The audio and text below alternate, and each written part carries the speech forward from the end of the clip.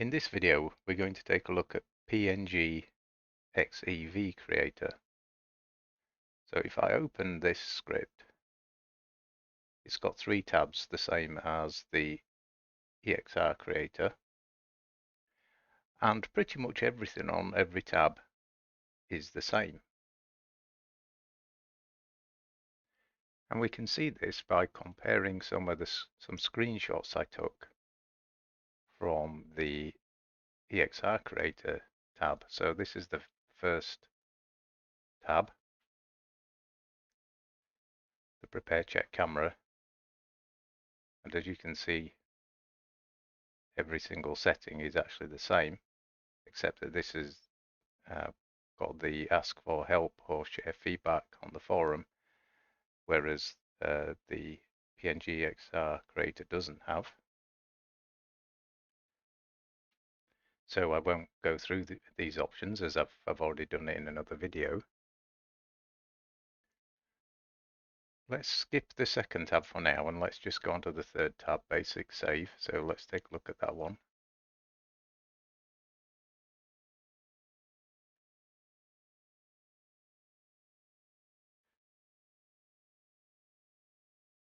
So looking at the Basic Save,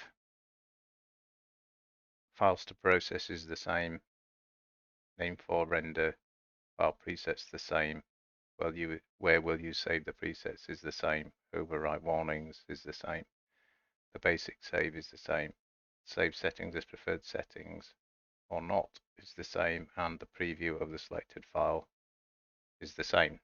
The only real difference here is that in PNG EXEV Creator, in my drop down here, it will be the listing of the PNG files that I've created, not the listing of the EXR files that are created when I use the EXR Creator.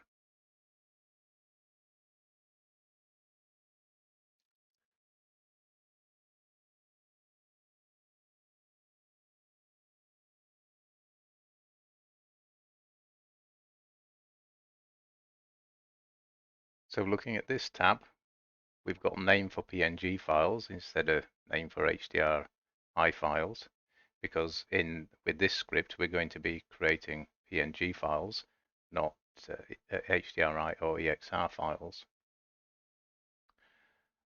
And I'll explain why in a second.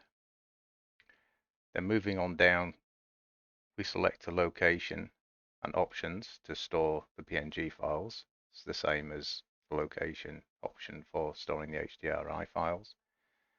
Again, we can add a runtime textures my HDR tools subpath. There's a slight difference in the naming here. We've got my HDR subpath here for the EXR creator, whereas for the PNG creator, it's a my HDR tools. Or we can save the PNGs we're going to create out directly into a folder. We've now got a new section called exposure values list, which I'll come back to in a second. We've got the same render dimension options. In the section below, we're missing now the luminance corrective factor, and basically that's been replaced by this exposure values list, and I will go in and explain how to use that in a second. The dimension options for automatically scaling height is still there. We've lost the denoiser, and the reason for that is because is to do with this list of exposure values. Again, we can render out all the cameras at one time. We can hide the Dust Studio ground experimental option. We can check that, but let's just leave that unchecked. But we've lost the limit scene dome. Not quite sure why that's the case. Couldn't find anything in the documentation either, but we've lost that option. But that's, again, just an experimental option that was really only just used during development of this script, and the documentation says just to leave it unchecked anyway. And then display override warnings, which is the same, and then we've lost the safe mode. And again, that's because we've now got this list of exposure values. We don't need that anymore, same as we don't need the denoiser anymore. And then just moving on down, again, we've got the render the PNGs, and we've got save all the settings that you might have made here. So now let's just talk about what this script does. So the PNG EXEV creator doesn't create HDRI files or EXR extension files. It creates PNG files. And the idea is that you render out a PNG file per exposure value that you've entered into this list, and then using some external software not provided by this tool, you combine those PNG files at different exposure values, which then give you the equivalent of a HDRI file. If you create a PNG file, now if you create a PNG file, a single PNG file, that's equivalent to just doing a normal DAS render.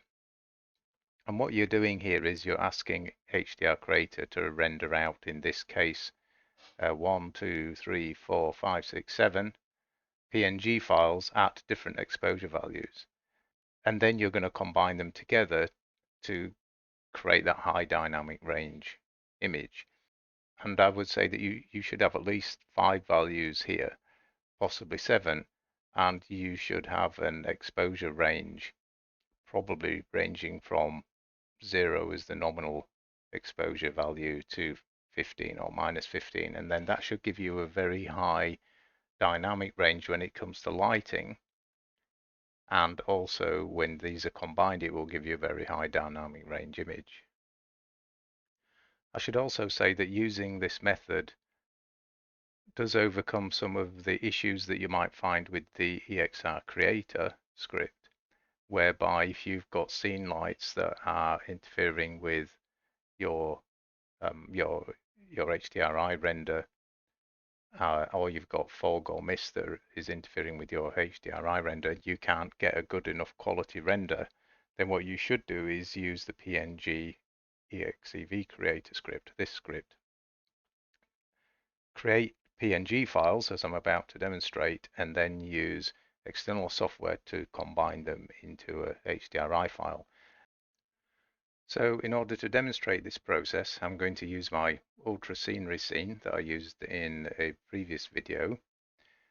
And I'm going to go back to tab 1 and just check I've got my 3D camera selected. I'm in texture shaded draw style. I'm not going to apply depth of field. I'm happy with my camera position and everything. And then I'm going to go into the prepare check renders, and I'm going to call this ultra scene.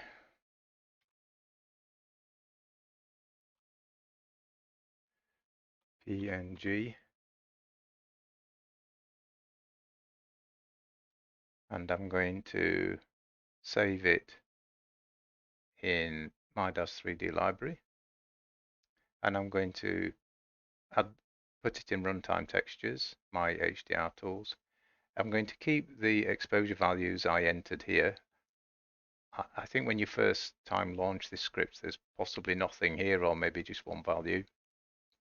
The way I like to create my PNG files is to create 7 different PNG files with a fairly wide exposure value list. I'm not too bothered about the resolution because this is just a demonstration, so I'll leave it at 4000 by 2000. I should say that each value here should be semicolon separated. They should be, they don't have to be, but it helps if you put them in ascending order. And then you remember which one you might call the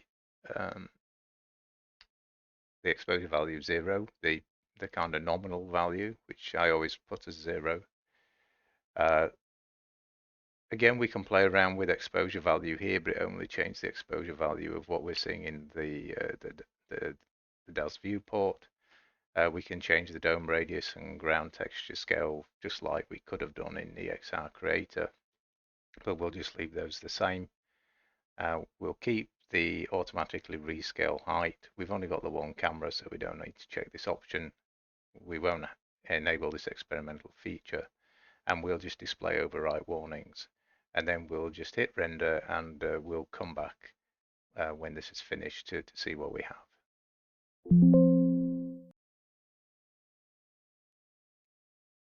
So here there's just a warning saying that if I have several renders and want to stop the process, hold down the control key on cancel of the render window, and the control key must be held down until the render window disappears. So I can just demonstrate that if I wait a second here. So now the render's started and I should get a cancel key appearing here. There it is. So in order to cancel this render, I need to hold down the control key and then click my left mouse button and hold like that until the render is actually physically cancelled.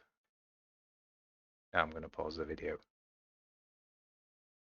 Before we go on to look at the PNG renders that we created, I just want to explain a little bit about exposure and exposure value. So what this image is showing is it's showing the same image underexposed on the left here and overexposed on the right, and then a couple of exposure levels in between. Now, exposure can be computed from an exposure value and scene luminance. So what that means is that if you have a low exposure value and low luminance in your scene, you're going to end up with an image which is underexposed, like this one on the left here. Or if you have a high exposure value and high luminance, that's a lot of light in your scene, you're going to end up with an image that's overexposed, like this one on the right here.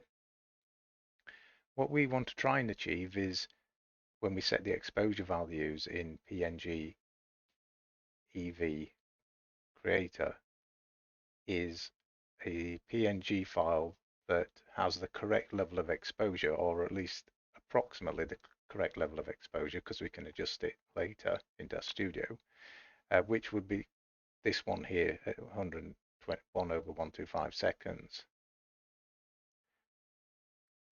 So we can't really change the amount of light in our scene. Well, we can, but once we've set it, it's set. The only other option that we've got is to change the exposure value in order to get the correct level of exposure. So what we do in Dash Studio is we create a range of exposure values, see which one works best for us, and then we might need to adjust them so that we've got a spread around that correct exposure.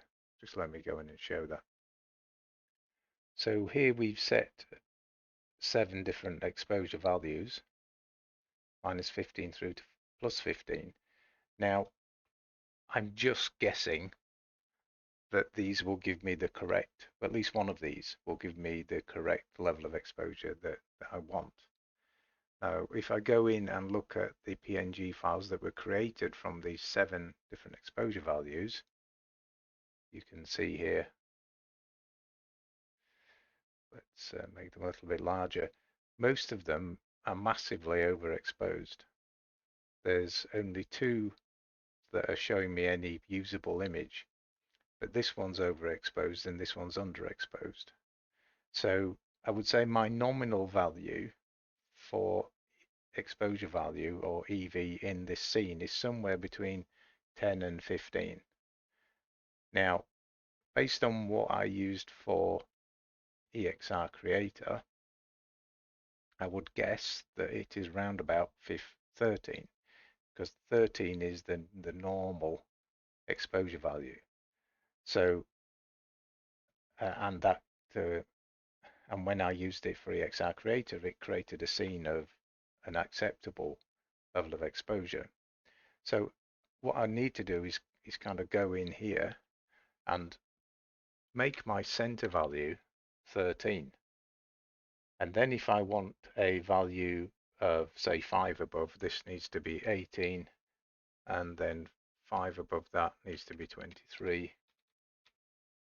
And then I do the same going the other way. 5 below 13 is 8.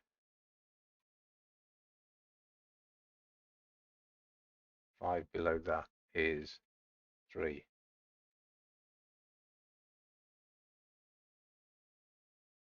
So that's giving me 5 levels. If I wanted to have 7 levels, I'd add, say, 5 to that. I don't need to add 5. I could add 2 to it and do 25 or something. But I should really balance it on the other end. And if I'm going to add 2 on one end, I should take 2 off the other and say make that 1. So now I've got 7 values. Now, just a point of note, it took several hours to render these images out. So in order to get your exposure values correct, what I would recommend is that you that you set your resolution much lower for one, and that you have fewer values. So you might only want, say, 3. If I just set out with uh, 0 and say 15 and minus 15, then that would have given me enough to here. I would have then just had this render, I would have had this render, and I would have had this render. So I would have known that I should be closer to the EV15, certainly not below 0. So somewhere between 0 and 15 would be my nominal good render. Doesn't give me a great level of confidence, but it will maybe get me there. I'm only doing 3 renders instead of 7. But if I'm only doing 3 renders and I set a low resolution here, let's just say, I don't know, 1000 by 500, then that's going to render out pretty quick, and then I can go in and adjust these values as needed, and then increase my resolution and add more exposure values in this list when I'm ready, and I know I'm going to get a decent result. So knowing my decent result is going to be around about 13. I'm going to go in, change these values. I'll start at 13, and I'll just do, for quick demonstration, I'll do 3 above, so I'll do 16, and I'll do 19, and I'll do, I'll do 2 above, and I'll do 2 below, so that would be 10, and then 7. So now here I would expect 5 PNG images at these 5 different EV values, 7, 10, 13, 16, and 19, and that should give me a good spread of usable images. I'm also, I'm just doing demonstrations, so I'm not too bothered about the resolution, but I will increase it a little bit, just so it doesn't look completely awful. And I'm going to start this render again. I'll pause the video when it's finished.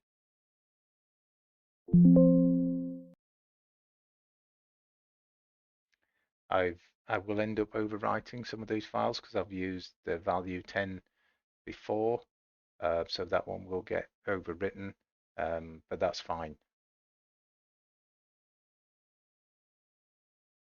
So before we take a look at the PNGs that we created, I just want to again quickly talk about exposure. So we went through this slide last time, and what we're looking to do is create a range of exposures here, like from the darkest to the lightest.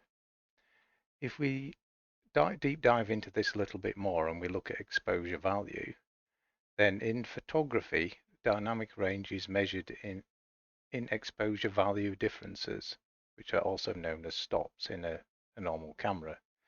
And basically, the greater the range of exposure levels, the higher the dynamic range of the image. So what we want to be trying to do is have a good range of exposure values, or EVs, in order to create the best HDRI. So here are the PNG files that we created. As you can see, these are much more usable using the values EV7, 10, 13, 16, and 19.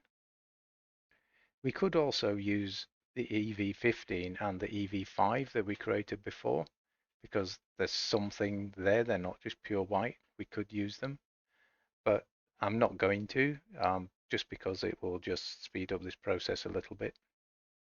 What we definitely don't need are the completely white ones, the EV0, -5, -10, -15. So I'm just going to go ahead and delete those. So this is the set of usable EVs that we've got. Now what we need to do is combine these into a HDRI using software, and the software recommended is Adobe Photoshop. So I'm going to close this down now, fire up Photoshop, and I'm going to go through the process of how to create a HDRI from these PNG images. So here we are in Photoshop. There are other tools on the market that will create HDRI images from multiple images with different EV values, but I'm just going to demonstrate the tool that's recommended by the HDR creator documentation. So how do I create the HDRI from my PNG images? Well, from the launch page of Adobe Photoshop, if we go into File, Automate, and select Merge to HDR Pro, then we get this pop-up. From here I click Browse to browse to the PNG files I just created.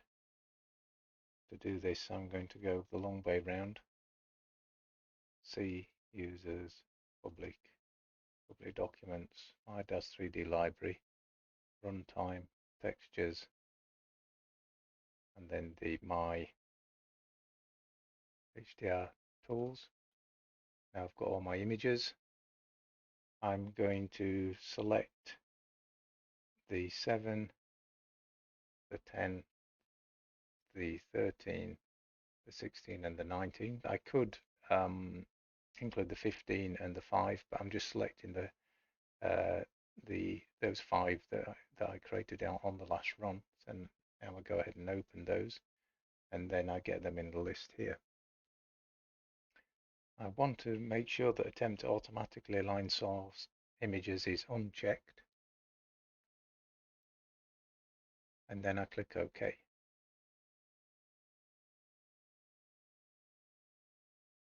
These images are now loaded into Photoshop.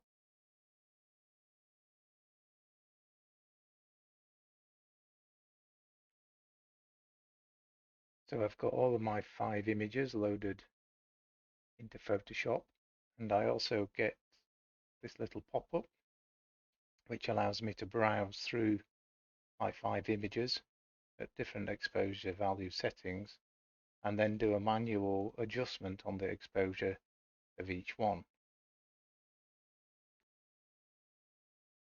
In order to adjust the exposure values manually in Photoshop, we need to check this button here that says EV.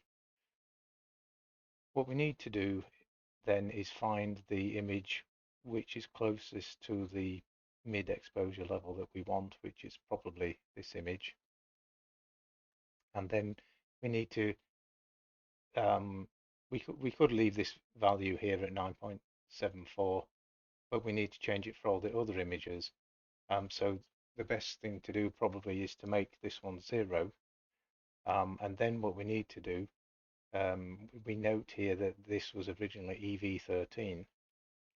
We can then look at the other images, and this is a quirk of Photoshop and might work differently with other tools. The EV16, which was 3 above the 13, we need to subtract that 3 from 0, so we end up here with a -3. This is a little bit counterintuitive, but this is the mid-tone image, EV0. Here we had a larger exposure value. We have to reduce this exposure value by the difference between, the 13 here and the 16 here. And then when we look at this image, the difference between 13 and 19, which is a -6. And then we have to go the other way, and we've got the difference between 13 and 10. 10 being lower means that this is a plus value, and then the difference between 13 and 7, and again 7 being lower, means that this is a plus value, the difference being 6. So when we've done all this and we're happy with it, then we click OK. Photoshop then presents us with this window here where we can get a summary of the settings we used. It looks like it must have typed something wrong here. It says 8.38 down the bottom in this corner, and that should say 6. So I'm just going to cancel that and redo. Okay, so I've now just redone that and these look a lot better. So I've got +6, +3, 0, -3, -6. I then need to go in here and, sorry, ignore that click of remove ghosts. Just ensure that 32-bit mode is set. I can then do a final tonal adjustment for my mid-tone by using this little slider here. So I can brighten or darken the image. And that looks about right to me. I'm just eyeballing this, but probably the best way to do it is to just do a render in the studio and compare it to that. And then side by side, you'll be able to get this quite easily. And then when you're happy with that, just click OK. And this is the result in Photoshop. This doesn't look very impressive after all the tweaking that we just did. But to tidy this up, we need to go into image and then adjustments and then select HDR toning, which gives us this panel. And using this panel, we can tweak various aspects of the image to get it to the tonal level that we want. So for the purposes of this demonstration, I'm just going to increase the exposure slightly. As you can see, this image is underexposed after it's been combined, all 5 PNGs combined. I'm just going to increase this to 1. I'll make that 1.5, 2,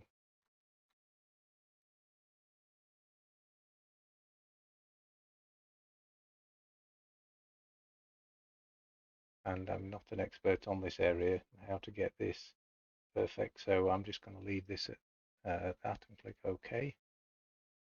Actually, that seems to have brightened up after doing the adjustments, which is interesting.